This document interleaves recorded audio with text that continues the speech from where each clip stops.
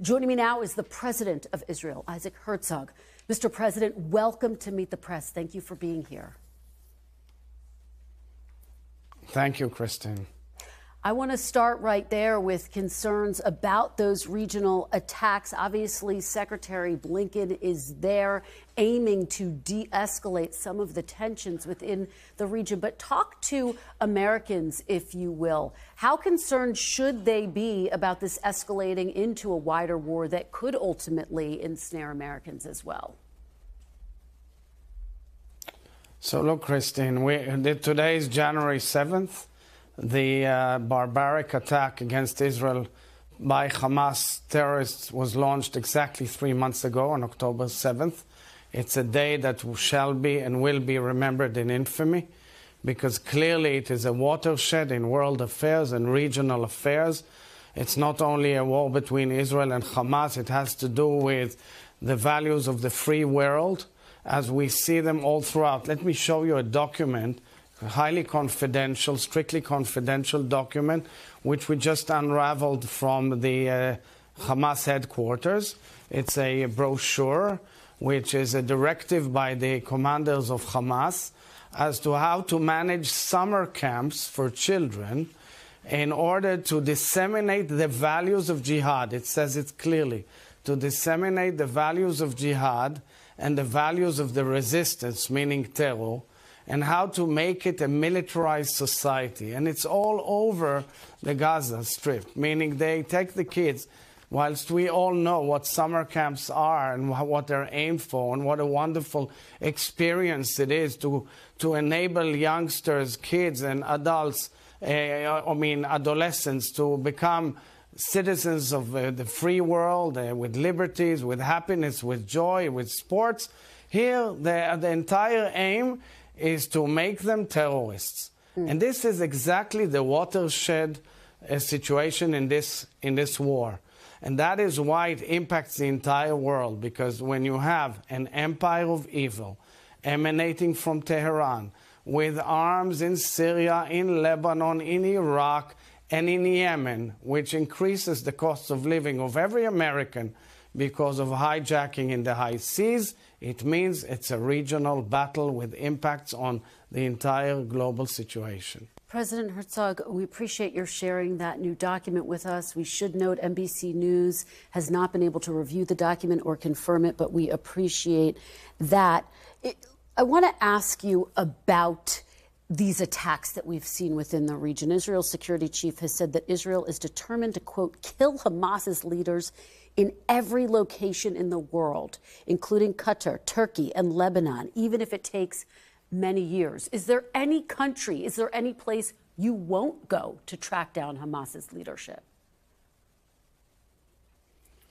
So we are determined to undermine the ability of Hamas to operate terror throughout the world and, of course, in Israel. And it's a network of terrorists all over the world and in the region. For that matter, we're cooperating very closely with our allies. Tomorrow's visit by Secretary Blinken is another expression of the huge impact and importance that the United States places as to the direction and the exit from this conflict by making sure that Hamas will not be able to repeat these abhorrent acts and also to project a future for the region, a hopeful future for the region, something which President Biden is utterly committed to, and I'm utterly grateful to him on the behalf of the people of Israel for his steadfast stand, as well as his projecting his vision to the region. This week, top Israeli cabinet members called for the resettlement of Palestinians out of Gaza. Some of the most striking language that we saw comes from the heritage minister, who said Friday about the people of Gaza, quote, "You will not be here. You will not live by our side, and that is the main point. We should encourage them to leave the place." Two other cabinet ministers have made similar statements. Is this forced displacement of Palestinians from Gaza the official position of the Israeli government, Mr. President? Absolutely, absolutely not. Totally not agreed, or is not the position of the Israeli government or the Israeli parliament or the Israeli public. But we are a democracy, and in democracy you have a variety of ideas. And in a variety of ideas, and in a society where free speech is the basis of our national DNA, people can say whatever they want. So in a cabinet of 30 ministers, where it's not the security cabinet, a minister can say whatever he wants. I may not like it, but this is Israeli politics. And by the way, you have in America people who say things which you don't like, but that doesn't mean it's the policy of the administration. So same goes here. They're speaking about willful leaving of the Gaza Strip, but really I'm saying outright, officially and unequivocally, this is not the Israeli position.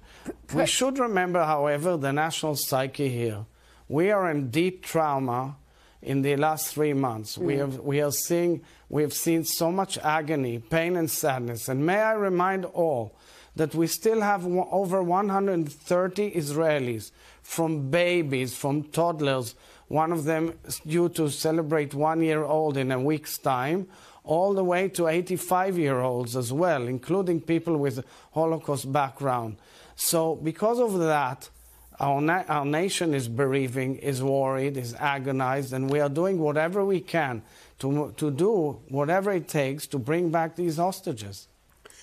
Prime Minister Netanyahu, you are saying that you don't agree with that position. Prime Minister Netanyahu has not yet spoken out about calls to displace the citizens of Gaza. Does he need to condemn those statements? And is the Prime Minister the right leader for this moment, despite polls showing he's losing the public's confidence? So I would say that as the head of state of Israel, I'm not directly involved in the political arena by taking sides. I'm not in charge of the executive, but I do represent the national spirit of Israel from my capacity as president of Israel. I know that I'm sure the Prime Minister will relate to it undoubtedly, but it is one of the items in the national debate on so many topics because we are a democracy. But we are focused, really focused, to bring about change in the region. We should remember that in Gaza is a huge state of terror.